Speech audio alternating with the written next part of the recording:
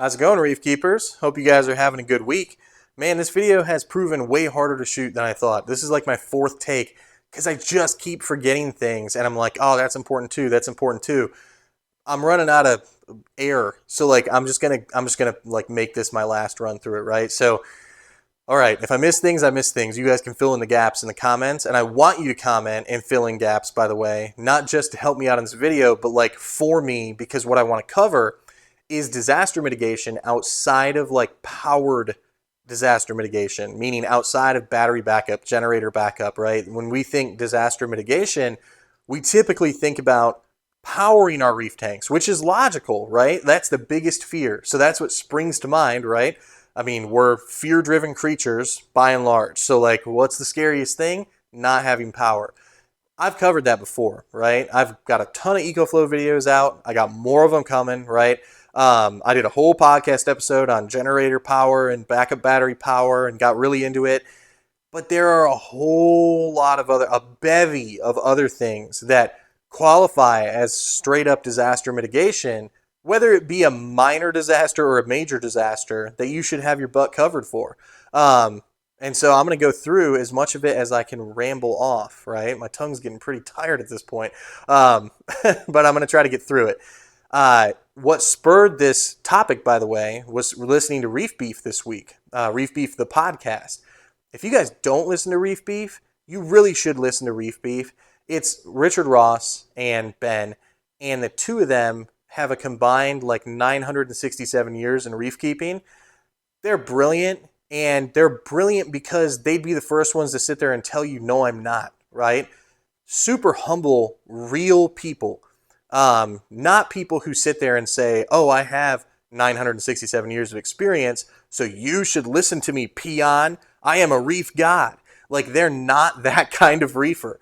And that, to me, is unfortunately kind of an uncommon thing in our hobby amongst the most experienced people. There are very few, so many of them get caught up in their ego and drown the value of what they have to say or the ability to expand their mind and learn new things with that ego. These dudes are like allergic to ego in that way, right? I'm not saying they have no ego at all. I'm sure at some point it would come out, but I don't see it. So they're also highly skeptical, super, super logical about things and practical.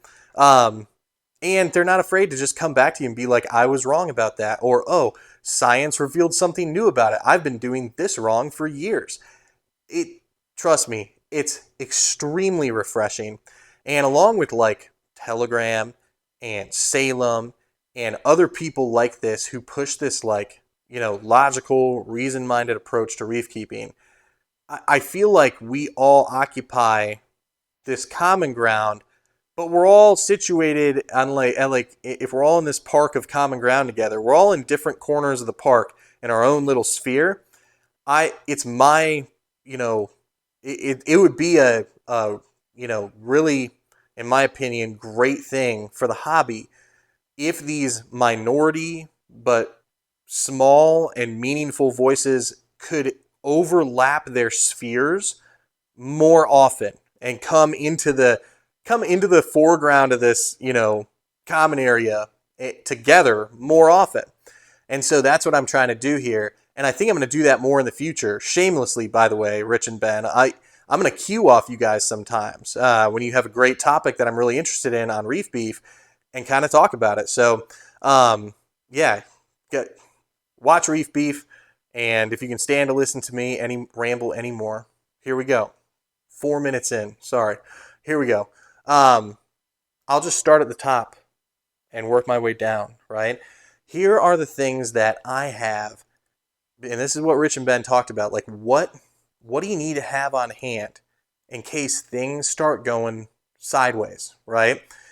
And one of the things they mentioned that admittedly, it's not something that, I really thought about, lighting, right? And I should have thought about this. So I don't have a backup light of any kind. If one of these Quanta Pros went out, wouldn't be such a big deal. If one of my Reef Eyes went out, it would be kind of a big deal, right? Depending what corals are under it, like, which one it was, but whatever. You can't just, send a light in for service. I mean, refis have 3-year warranties, so like if something went wrong and it was on, refi, they would take care of me. But that would involve me sending that light in, right? I can't just be without a light. So one of my top priorities coming up here is going to be to spend like 120, 30, 40 bucks on a black box Chinese light that I could jerry rig and hang up here and just make sure that like SPS coral underneath that area is not devoid of light or doesn't need some massive acclimation back up to strength when if my refi came back from being serviced. I think it's a brilliant thing to have a backup light. By the way, you think you're not going to set up another tank someday? Wrong. Like eventually you would use a backup light anyway, but I digress. It's just important to have a backup light, okay?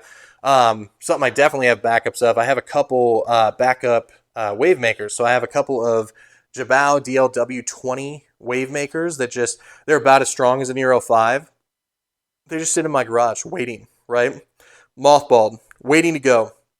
Also, I have backup magnets, right? I have backup, I actually bought a bunch of AI Nero magnets. I had to get lenses from AI anyway. And I was like, what if the housing on one of these breaks, right? Or whatever. Like I want, the ability to always have these cool little concave magnets in a box ready to go that I could just grab one, right? And by the way, I used one the other day because I added a Jabao DLW20 to the back of the tank to get some more flow down low. So again, that's one of those things, as your coral grows out, you're going to need more wave makers. You're going to need more flow. You're probably going to need stuff like magnets, right? Not a bad thing to have. So kind of come down below here, go under the hood, so to speak. So skimmer. I wish I had a whole extra skimmer. I don't. I also don't have a skimmer cup. I think dropping the skimmer cup, that's one thing I've heard people complain about, like on the forums and stuff. Like, oh, I broke the cup while I was carrying it. My hands were wet, slippery, right?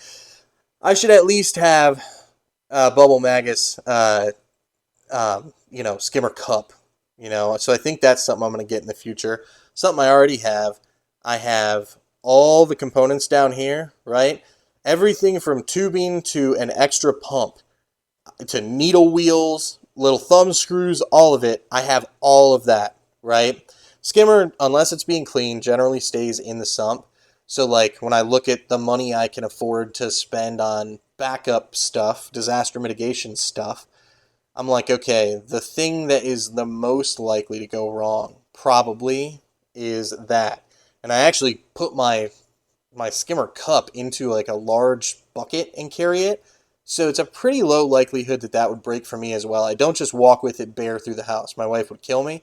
So like, I'm pretty confident that like the acrylic portions of this, the plastic parts of it, the body are going to be good. But this delicate stuff down here, by the way, having extra needle wheels paid off. I had to replace one recently. I don't know if it just lost magnetism or if it was like, damaged during cleaning or what, but one of them was just like not right. So, have extra parts for your skimmer for sure.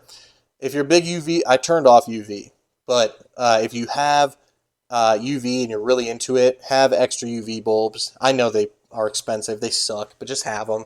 I have extra fans. If you really need fans in the summer, you live in a warm place like I do in Mississippi, you should have extra fans, right? I got a couple extra in the garage. You have an auto water tester. You should have extra reagents for sure, so you never run out of those. By the way, you could drop them. They could leak. Anything could happen. You should never let yourself completely run out of reagent if you really, bank on that being part of how you maintain your tank, which I do because I spent the money and I think the Trident works pretty well. I've reviewed it before, I might not like Aperture, but I do generally like my Trident, right? I have extra. This is the Trident waistline that I'm pointing to, that white line right there. So I have extra lines. I have an extra sample line. I have extra Trident filter, extra waistline.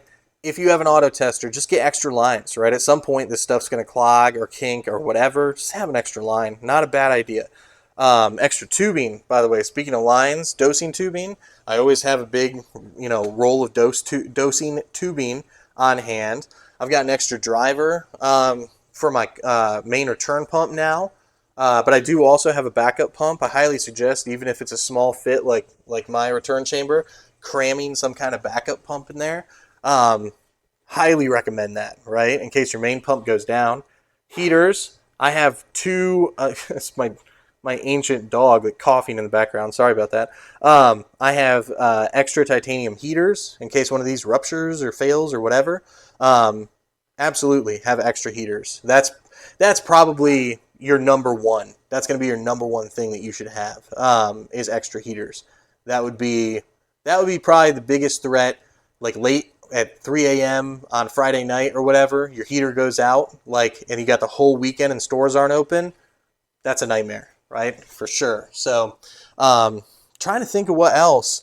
I probably, now I don't, but I probably should have an extra EB832 laying around. I don't. I probably should. Man, that's an expensive one, but it's probably worth it, right? I might look for a used one that somebody's selling, and just get a used one and cross my fingers, right? But having extra power components that are critical like that, especially when they're all controller hooked up, is pretty important. I have an extra Apex head unit, actually. I also have, you can see, a SD card that goes to the Apex head unit, because that's usually what goes wrong with them, is that the cheap SD card that Neptune used doesn't work, or breaks or whatever, burns out. I don't know how it happens, but a lot of people say it happens to them. By the way, quick aside here, I know we're basically talking about equipment, but on the software side, you should have all of your controller programming backed up. I wish Neptune had a cloud option. They don't. So you have to go into the settings and the summary and save a PDF of all your settings, and then you'd have to copy paste back in if you lost all your Apex settings. But you should do it. I do it once a month. I'm obsessed with doing it because I have such particular programming that I've done, and it was so much work. I refuse to lose it, right? And I backed that PDF up to the cloud. My whole desktop's cloud backed up, so I make it work. But yeah, also a lot of people, to fit all the different power cords, they'll do what I have done and put a whole bunch of different, little mini extension cords coming out of their Apex, so they can actually use every power point on it and nothing's overlapping or boxing out other components. If you do that, make sure you have some extra of these, right? I got a couple extra. So, trying to think. Oh, extra thermometers. I certainly have a temperature sensor, I guess you would call it. I certainly have extra temperature sensors, right? Let's get under the dosing cabinet here. So, I have, oh, by the way, I have an extra auto top off as well, just like a cheap Chinese auto aqua or whatever ATO light unit to replace my tunes unit if it ever went down. Pretty important to have an extra auto top off. It'll make your life way easier. I don't fancy carrying fresh water and dumping it in the tank every day to top it up. It's bad for your corals anyway. Trying to get the light. So for my dose units, I probably should have an extra dose unit. I don't, because they're really expensive, but I got a bag of these, right? I've got like 3 or 4 of the actual dosing heads that I could replace if one of the little lines or wheels in here rupture. Those are like $35 or $39 a piece from Neptune. So I mean, again, that's an expense I don't want to pay. I want to buy coral and fish and stuff with that, but you know what? If one of these breaks, you're in trouble. So I can just swap one on. Not a big deal. Dosing containers, these are glass. I love them. I love the appearance of them and how they feel and how much they carry. However, dosing containers, like a glass one especially, it could be dropped and cracked or broken easily. So even if you have an acrylic one, I would have an extra dosing container. Even if you have some milk jugs that you just save, have something.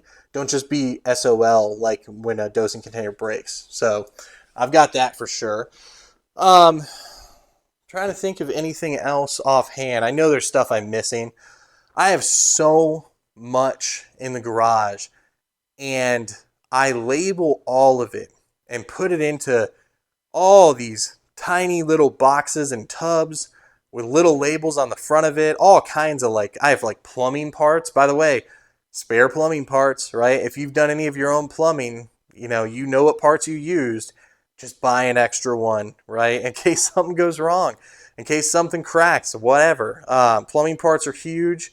Um, yeah, I there's gotta, oh, by the way, not to, so how about just like salt water, right? How about salt and water?